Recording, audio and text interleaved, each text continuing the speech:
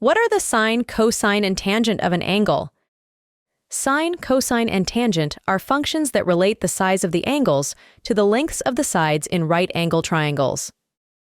To get a better understanding of this, let's start with an acute angle. Call it alpha. You can make this into a right triangle by drawing a straight line between the two legs.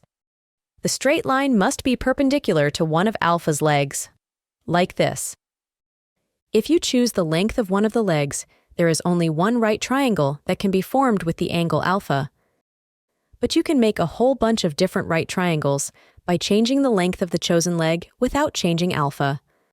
How are these triangles related? They are all similar triangles. You can show this using the angle-angle rule, because the angle alpha and the 90-degree angle will always be the same for any triangle formed using this method. Now, you may recall that if you compare the ratio of two sides in one triangle to the ratio of two sides in a similar triangle, you get the same value. Sine, cosine, and tangent are defined using this powerful relationship relating the ratio of the sides and the size of any acute angle alpha in a right triangle. Let's look at how this works by using this triangle ABC, where we choose angle A as alpha. Sine of alpha is then defined as the length of the opposite side divided by the length of the hypotenuse. In this case, the opposite side is BC and the hypotenuse is AC. Notice that sine is written as sin. Next, cosine of an angle is defined as the length of the adjacent side divided by the length of the hypotenuse. In this case, the adjacent side is AB and the hypotenuse is still AC.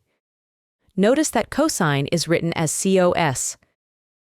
Finally, tangent of an angle is defined as the length of the opposite side divided by the adjacent side. In this case, the opposite side is BC and the adjacent side is AB. A mnemonic to remember these ratios by is SOHCAHTOA, an acronym based on the first letters of the function and side names. By writing it in this way, it can be even more helpful. Using it, you can see all the relationships. Sine is the opposite over the hypotenuse. Cosine is the adjacent over the hypotenuse. And finally, tangent is the opposite over the adjacent. There's a lot to remember here, but if you take the mnemonic to heart and practice using it, you'll do great. Sine, cosine, and tangent are functions that relate the size of the angles to the lengths of the sides in right-angle triangles. A mnemonic to remember these is SOHCAHTOA.